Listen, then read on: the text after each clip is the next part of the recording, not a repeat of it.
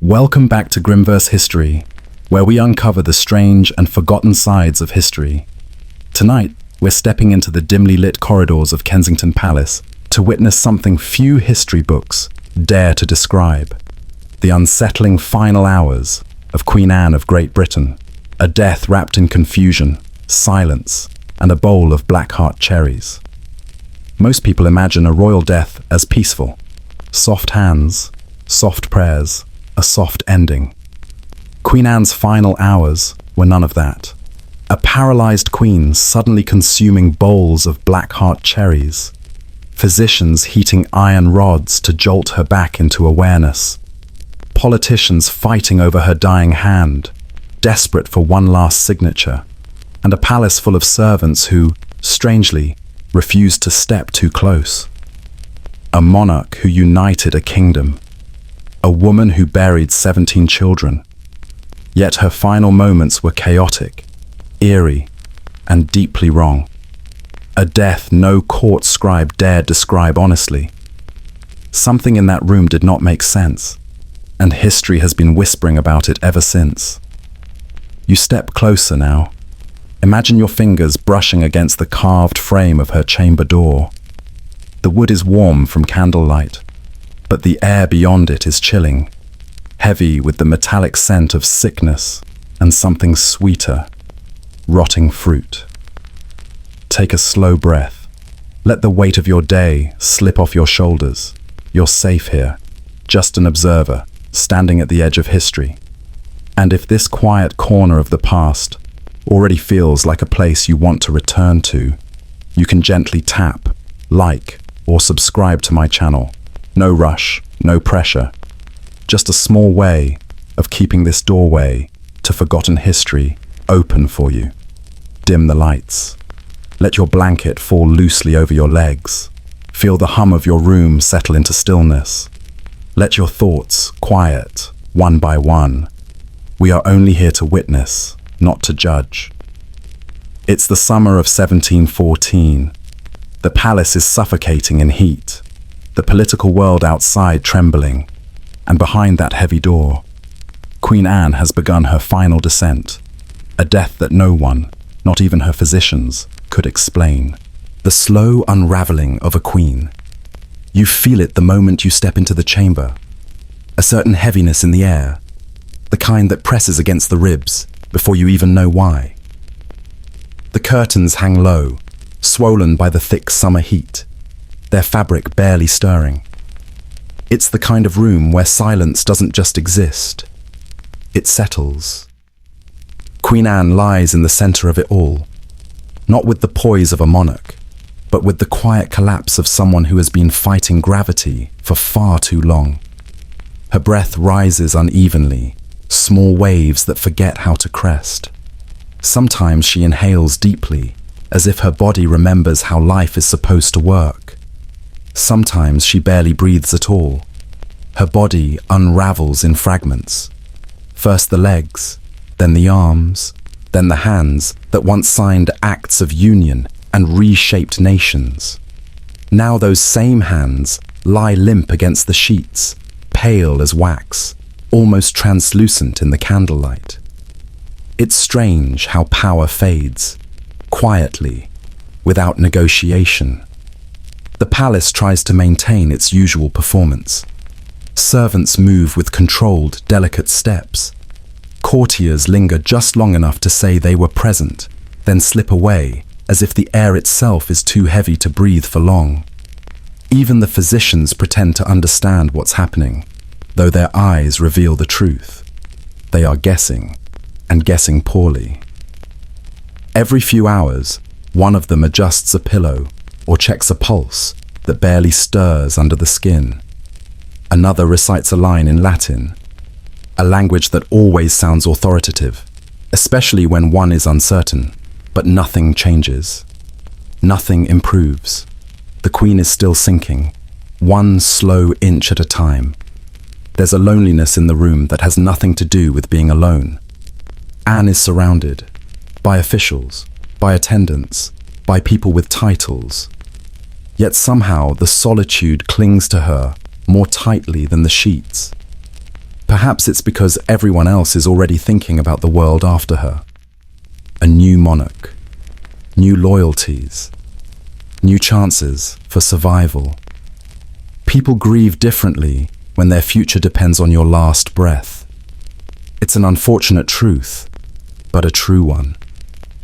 The summer heat does not help.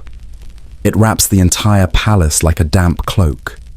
Candles melt faster than they burn. The air tastes faintly of sweat, stale medicine, and something sharper. A sour note that makes you avoid breathing too deeply. It is the smell of a body winding down. And yet, despite all this, Anne lingers. She drifts somewhere between waking and leaving, caught in a fog only she can see. A half-life. A long hallway with no end in sight. Sometimes her fingers twitch, a small reminder of the body she once lived in with certainty. Sometimes her lips part slightly, as if a thought tries to surface but cannot find the strength to form words. Most of the time, she simply lies still. People come in expecting a queen. They find a woman. Just a woman. And the realization unsettles them more than they want to admit. Even the walls seem to listen. Their wooden panels breathe with the heat, expanding softly, then easing back again.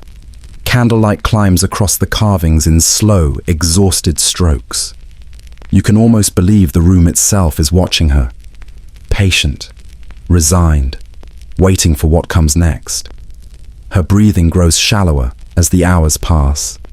Long pauses stretch between inhales, the kind that make everyone glance up, wondering if that was the last one. It never is. Not yet. Endings have their own pace. There is no drama, no grand proclamation, just a life narrowing quietly, steadily, to the fragile outline of a woman lying in her final days. And that simplicity, that soft, unadorned truth, is perhaps the most unsettling thing in the room. Because a queen who once carried a kingdom now struggles to carry her own breath, a quiet fact, but heavy enough to fill the whole chamber, the heat, the cherries, and the uneasy silence. The first thing that hits you is the heat, a heavy, unmoving heat that sticks to the walls and clings to the lungs. It turns Kensington Palace into something almost claustrophobic, a place where candles sag before they burn, and fruit spoils faster than the servants can carry it in. You can feel sweat gathering at the base of your neck long before you reach the Queen's chamber. Inside, the heat folds itself around her. It settles on her skin. It blurs the edges of her bed into a soft, wavering outline. The air has a thickness to it, as if each breath must push its way through the room. It is in this suffocating warmth that one of the strangest details of Queen Anne's final days appears. A bowl of Blackheart cherries. No one expects it. Least of all the physicians, who have spent days convincing themselves that the Queen can barely swallow liquids. And yet here she is, a woman paralyzed in body, unmoving for hours at a time, reaching, somehow, for cherries. The physicians gather around the bowl as if it contains a message. To their credit, they search for reason.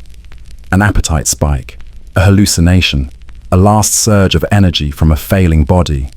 But the truth is simpler. They have no explanation. None. So they write it down. It is easier to record the strange than to understand it. The cherries glisten under the dim candlelight.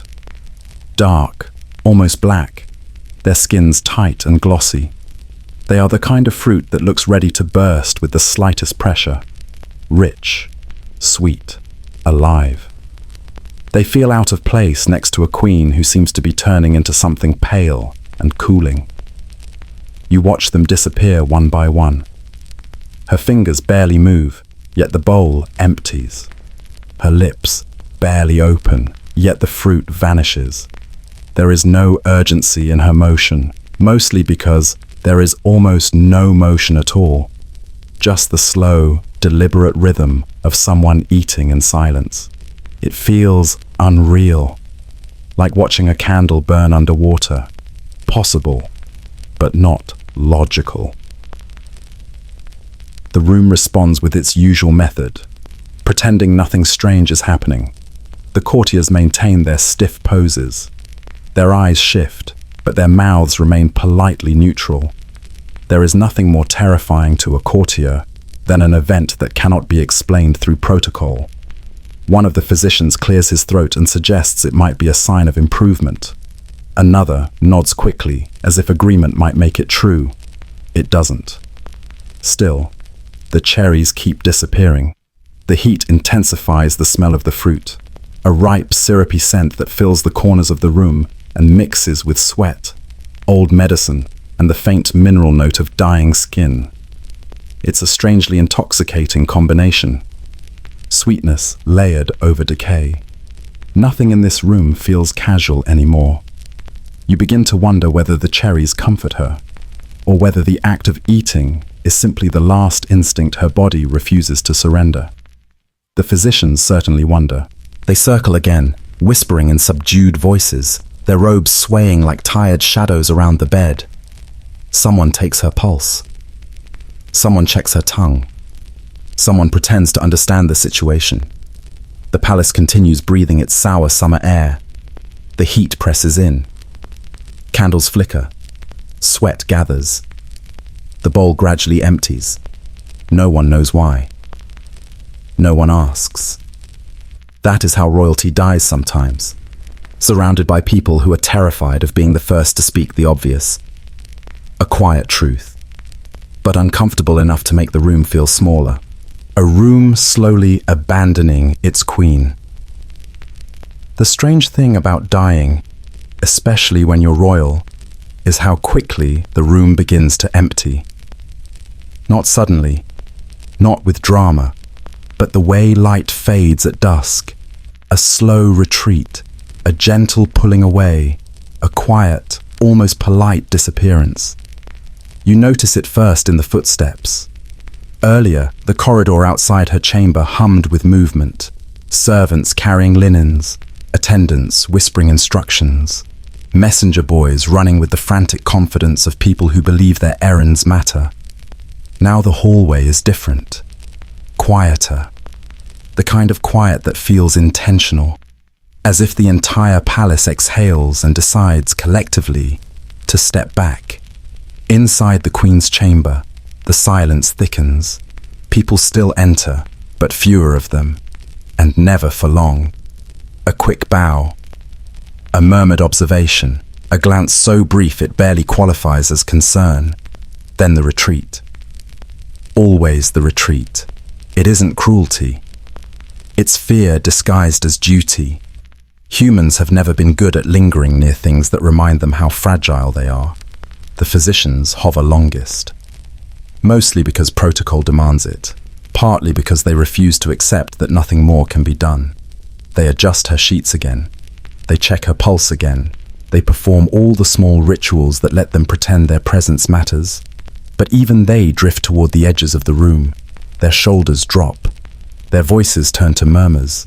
They begin discussing symptoms not as something to treat, but as something to record. It is the first sign that the Queen has already stepped into a place they cannot follow. You look toward the window. The curtains sway slightly, not from wind, but from the warm air rising off the Queen's fevered body.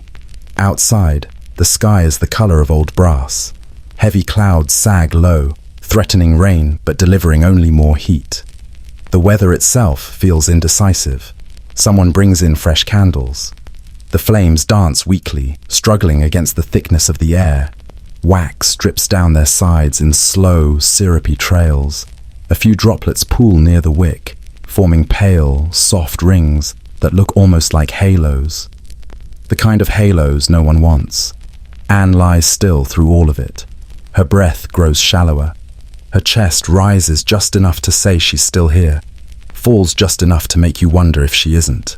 When she exhales, the sound is barely more than a whisper, the faintest scrape of air leaving a tired body. A servant girl stands near the foot of the bed, her hands tightly clasped. She tries not to tremble. You can tell this isn't fear of death, but fear of being the last person left when it happens. No one wants that position. It's the loneliest job in a palace full of lonely roles. Gradually, the room thins further. One attendant excuses himself to check on correspondence.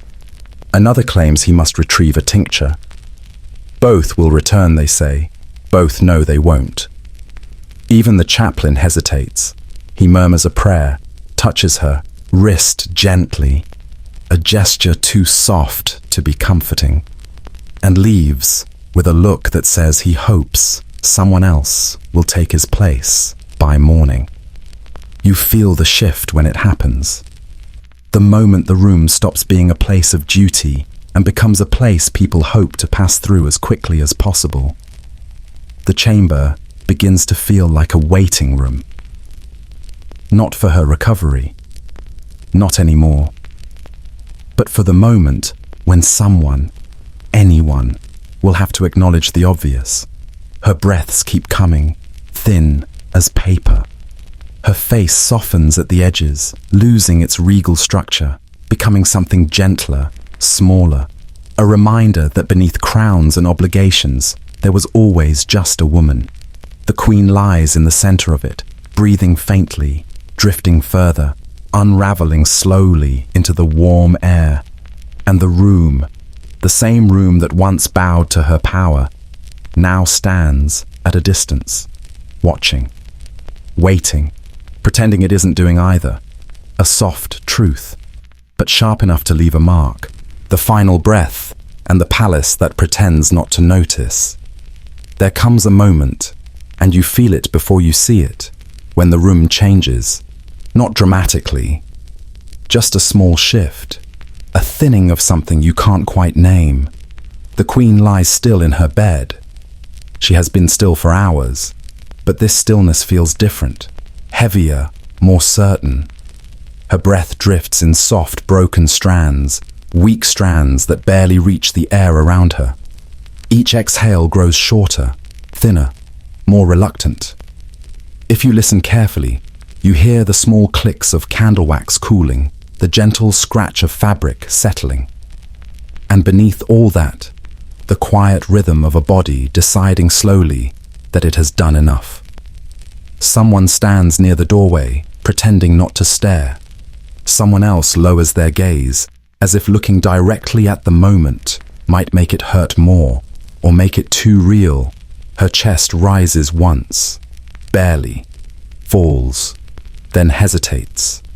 It is a long hesitation, long enough for the room to lean forward, long enough for the heart to misunderstand what silence means.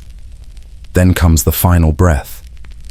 Not loud, not dramatic, just a thin release of air, soft as a sigh, lighter than the heat pressing in from the windows. A breath that ends not with defiance, but with surrender. And that is all. A queen dies like that, quietly, in a room that has already begun to forget her. For a moment, no one moves. The stillness stretches, not respectful, not holy, just stunned, as if everyone hoped the body might change its mind. It doesn't. Someone finally steps closer. A physician, though he seems unsure whether to confirm what the silence has already confirmed. He places 2 fingers on her wrist, waits, finds nothing. A nod follows, a small one, barely a gesture at all, but enough to send a ripple through the room. A servant inhales sharply. Another stares at the floor, as if the grain of the wood suddenly fascinates her. Someone crosses himself. Someone doesn't. No one cries. Palaces are strange places. They are built from stone pride and denial, and grief has to fit itself into the cracks. The chaplain returns, whispering prayers that roll off his tongue more from habit than heartbreak. A few attendants lift the sheet, careful not to disturb the quiet she has left behind. Their movements are slow, measured, almost tender. But tenderness here is ritual, not emotion. A cold draft slips in through the lower window pane. the first breeze of the evening. It moves the curtains with a soft flutter. A gesture so gentle, it feels like the only true farewell in the room. Outside, the palace continues its endless routines. A door shuts in the west hallway. A footman scolds a page boy.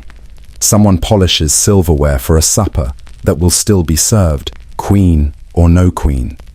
Life continues with a quiet indifference that borders on cruelty. Inside the chamber, the air grows cooler. The heat that clung so stubbornly to her skin begins to lift, leaving behind only the faint scent of candlewick and the calm sweetness of fruit long since eaten. The whispers start, not loud enough to carry meaning, but loud enough to mark the transition from vigil to aftermath. People speak of arrangements, protocols, titles, all the things the living must sort out while pretending they are not reordering their loyalties. One attendant lingers by the bedside longer than the rest. Her gaze stays fixed on the Queen's face, not searching for movement, just memorizing a softness that death leaves behind. She touches the edge of the sheet, a small trembling gesture, then lets go, because even grief must be brief in a place like this. The candles flicker lower. The room settles back into its shape. The shape it held before the Queen lay down here, before the cherries, before the long unraveling.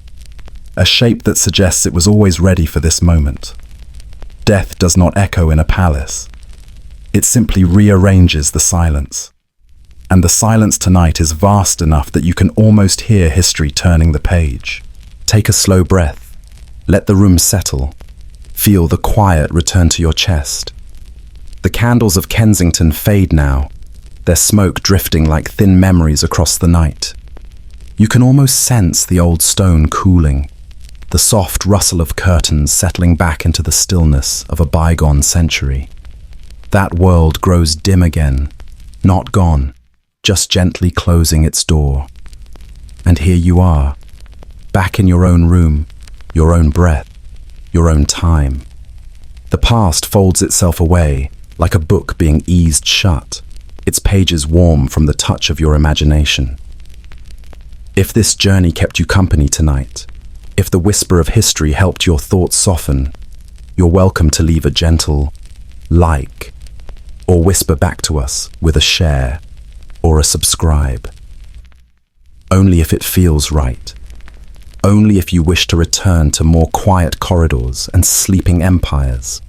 For now, rest easy. Let the night hold you the way story held you. Goodbye, and we will meet again.